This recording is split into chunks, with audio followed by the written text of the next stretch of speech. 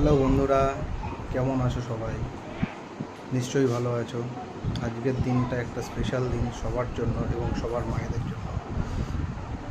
তো আজকে 12th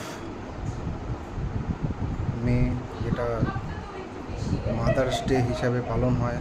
আমি আমার সকল বন্ধুদের, সবার মাকে জানাই শুভ প্রণাম এবং মাদার্স ডের শুভকামনা। এবং আমিও ছোট্ট করে একটা মাদার্স ডে পালন করছি এবং দেখতে দাও।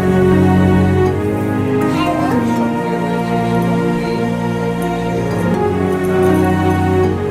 মাদার্স ডে পালন করছি। कोख के रथ में मुझे रख कर चलती थी, कितना खुश था